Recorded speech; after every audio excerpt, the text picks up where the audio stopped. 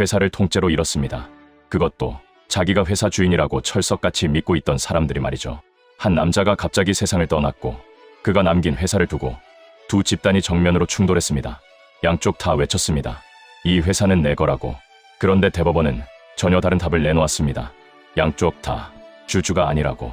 이게 대체 무슨 상황인가 싶으시죠? 상속도 받았고 돈을 빌려주며 담보까지 잡았는데 양쪽 모두 빈손이라니 솔직히 말이 안 되는 것 같습니다. 그런데 그 안에는 우리가 꼭 알아둬야 할 이유가 하나 숨어 있었습니다. 오늘 이 판례, 회사 주식 한 주라도 가지고 계신 분이라면 꼭 끝까지 보셔야 합니다. 이야기는 작은 회사 하나에서 시작됩니다.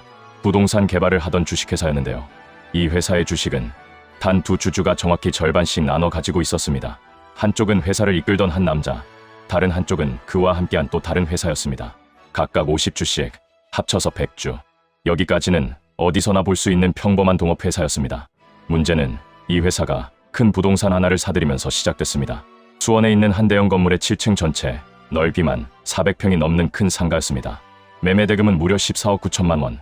회사가 이 큰 돈을 한 번에 치를 수는 없었습니다. 쉽게 말하면 이런 구조였습니다. 회사가 갚아야 할 이 돈을 담보하기 위해 두 주주가 가진 회사 주식 100주 전부를 채권자에게 맡긴 겁니다. 빚을 다 갚으면 돌려받고 못 갚으면 채권자가 가져가는 조건. 마치 전당포에 시계를 맡기듯 회사 지분을 통째로 맡긴 셈이죠.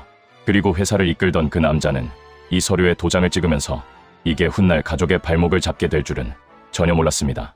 그러던 어느 겨울날 회사를 이끌던 그 남자가 갑자기 세상을 떠났습니다. 2021년 겨울, 너무나 갑작스러운 죽음이었습니다. 문제는 이 사람이 회사의 유일한 등기 임원이었다는 겁니다. 회사를 대표할 사람이 하루아침에 사라진 거죠. 바로 이 순간부터 회사를 둘러싼 전쟁이 시작됩니다. 회사를 차지하려는 두 집단이 등장합니다. 한쪽은 주식을 담보로 잡고 있던 채권자 측이었습니다. 빚을 갚을 때까지 주식은 우리가 들고 있으니 회사 주인은 우리라는 입장이었죠. 다른 한쪽은 세상을 떠난 남자의 가족 쪽이었습니다. 두 자녀, 그리고 함께 회사를 가지고 있던 동업회사. 아버지의 주식은 우리가 물려받았으니 회사는 우리 거라는 입장이었습니다. 여기서부터 상황이 아주 복잡해집니다. 양쪽 다 자기들끼리 주주총회를 열었습니다. 양쪽 다 자기 사람을 이사로 앉혔습니다. 심지어 가족 측은 새 주식 200주를 더 찍어내기까지 했죠. 회사 하나를 두고 두 개의 그림자 정부가 생긴 셈입니다. 자, 여기서 이 사건의 진짜 열쇠를 꺼내야 합니다.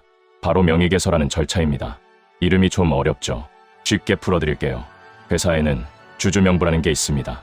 누가 우리 회사 주주인지 적어놓은 공식 명단입니다. 회사 입장에서는 주식을 누가 사고 팔았는지 일일이 쫓아다닐 수가 없습니다. 그래서 딱 하나, 이 명단만 미끼로 정해둔 거예요. 아파트로 치면 관리사무소의 입주자 명단 같은 겁니다. 내가 그 집을 샀어도 관리사무소 명단에 내 이름이 안 올라가 있으면 관리사무소는 나를 입주민으로 안 봐줍니다. 주식도 똑같습니다. 주식을 진짜로 샀어도 회사 명단에 내 이름을 올리는 절차, 이걸 안 하면 회사는 나를 주주로 인정하지 않습니다. 이 명단에 이름 올리는 절차가 바로 명의개서입니다. 그리고 이 명단은 아무나 적는다고 효력이 생기는 게 아닙니다. 회사에 적법한 대표가 정식으로 올려줘야 인정받죠. 기억하세요. 주식을 가졌다고 끝이 아닙니다. 명단에 이름을 올려야 비로소 주주입니다. 이제 사건은 법정으로 넘어갑니다. 가족 측이 세운 이사들이 회사를 상대로 소송을 걸었습니다. 자신들을 이사 자리에서 쫓아낸 그 결정은 무효라고요. 당연히 이길 거라고 생각했을 겁니다. 명색이 상속인이고 명색이 회사 가족이었으니까요. 그런데 법원의 판단은 전혀 다른 방향으로 흘러갑니다. 이 결과 진짜 끝까지 보셔야 합니다. 결말에서 한 번 더 뒤집힙니다. 1심 법원은 가족 측 이사들의 소송을 아예 받아주지 않았습니다. 내용을 따져볼 것도 없이 문전에서 돌려보낸 겁니다. 이걸 법에서는 각하라고 합니다. 이유는 단 하나였습니다. 당신들은 애초에 이사로 적법하게 뽑힌 적이 없다. 그러니 쫓겨났다고 다툴 자격도 없다는 거였죠. 2심도 마찬가지였습니다. 항소는 받아들여지지 않았습니다. 가족 측은 그제야 뭔가 단단히 잘못됐다는 걸 깨닫습니다. 서류는 다 갖췄는데, 도장도 다 찍었는데 대체 무엇이 문제였을까요? 자, 이제 최종 결론입니다. 2026년 5월 대법원이 마침표를 찍었습니다. 결과는 상고 기각, 가족 측의 패소가 그대로 최종 확정됐습니다. 그런데 대법원의 이유가 정말 매서웠습니다. 대법원은 이렇게 봤습니다. 가족 측만 자격이 없는 게 아니다. 주식을 담보로 잡고 있던 채권자 측도 회사 앞에서는 주주 행세를 할 자격이 없다. 왜냐하면 양쪽 다 회사의 적법한 명단에 이름을 올린 적이 없기 때문입니다. 채권자 측도 가족 측도 자기들끼리 명단을 새로 만들어 이름을 적었을 뿐이죠. 회사가 공식적으로 인정하는 명의개서는 어느 쪽도 받지 못한 겁니다. 그러니 그들이 내린 모든 결정이 처음부터 효력이 없었던 겁니다. 새로 찍어낸 주식 200주도 아예 존재하지 않는 것으로 봤습니다. 모래 위에 쌓은 성처럼 전부 무너져 내린 거죠. 참고로 이런 소송 자격이 있는지 없는지는 누가 따지지 않아도 법원이 알아서 직권으로 살펴봅니다. 당사자가 주장하지 않아도 법원이 직권으로 판단함. 이게 남의 일 같으세요? 주식 가지고 계시면서 명의개서 안 해두신 분 생각보다 많습니다. 이거 모르면 진짜 손해봅니다. 이 판결 한 줄로 정리하면 이렇습니다. 법원은 양쪽 모두의 손을 들어주지 않았습니다. 왜냐하면 둘 다 회사 명단에 이름을 올리지 않았기 때문입니다. 그래서 우리가 기억해야 할 건 딱 하나입니다. 명의개서가 전부입니다. 주식을 가졌어도 명단에 이름이 없으면 회사 앞에선 주주가 아닙니다. 오늘 사건이 우리에게 주는 교훈 3가지로 정리해드릴게요. 첫째, 주식을 샀다고 끝이 아닙니다. 반드시 회사 주주 명부에 이름을 올리는 명의개서를 해야 합니다. 이게 없으면 돈을 다 내고도 주주 행세를 못합니다. 둘째, 상속받은 주식도 마찬가지입니다. 가족이 물려줬다고 자동으로 주주가 되는 게 아닙니다. 회사에 명의개서를 청구하고 명단을 바꿔야 비로소 내 권리가 생깁니다. 셋째, 갑작스러운 상황에 대비하는 합법적인 길이 따로 있습니다.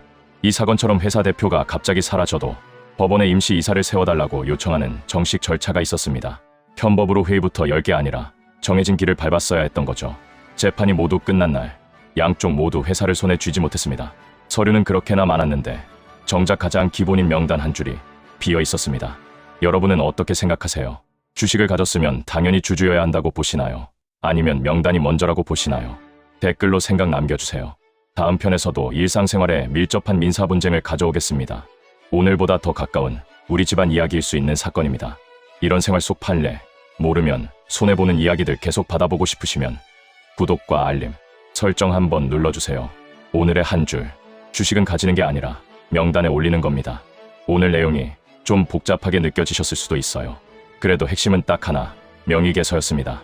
이 한 가지만 기억해 두셔도 언젠가 여러분 곁에 누군가를 지켜드릴 수 있을 겁니다.